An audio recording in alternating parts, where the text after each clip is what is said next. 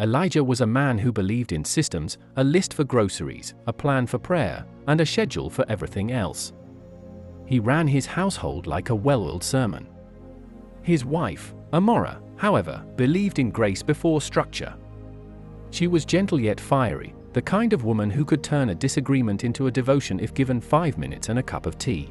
But lately, the house had felt different. Tense.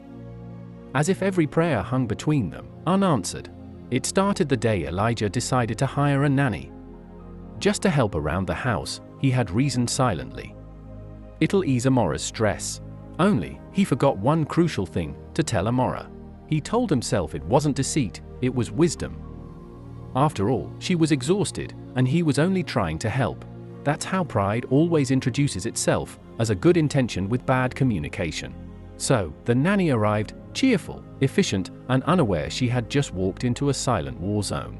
Amora discovered the truth 3 days later, not from Elijah, but from the neighbor's 6-year-old daughter, who mentioned the pretty lady who reads stories to baby Josiah when mommy's not home. It wasn't rage that Amora felt first. It was disbelief, followed quickly by the kind of calm that's more dangerous than shouting. When Elijah came home that evening, she greeted him with the most terrifying phrase in a wife's arsenal. "So, who's Grace?" He froze, groceries still in hand. Grace. Yes. Grace. The one reading bedtime stories to our son. Elijah sighed, setting the bag down like it weighed his conscience. Amora, listen, I can explain. You hired a nanny behind my back. I was trying to help. You've been tired. Then say that.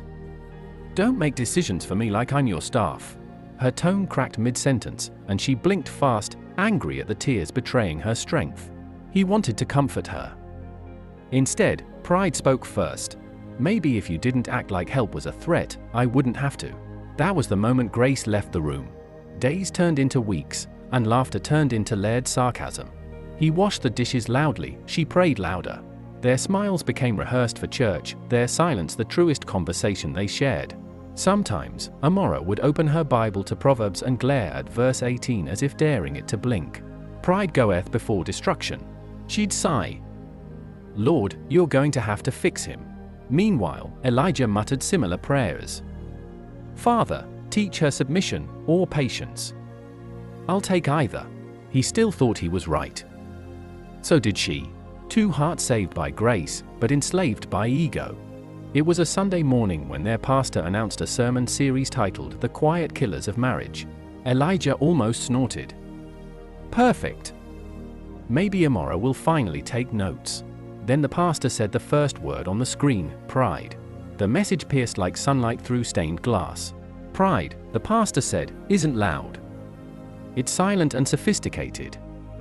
It whispers, you're not wrong, they are. Amora shifted in her seat. Elijah felt something in his chest tighten. For the first time in months, they both heard the same voice, and it wasn't the preacher's. That night, Amora sat on the edge of the bed, Bible open. Elijah? He looked up from his laptop. I've been angry. But not just because of the nanny. Because I wanted to be right more than I wanted to be healed. She bit her lip. And I'm sorry. He stared at her, the woman who had every right to stay silent, humbling herself instead. Something broke in him. I'm sorry too, he said, voice trembling. I thought I was protecting you, but I was protecting my pride. The tension dissolved like fog in morning light. They prayed together that night, for the first time in months. Not the polite kind of prayer, but the raw, tear-soaked kind. The kind where heaven listens closely and walls crumble quietly.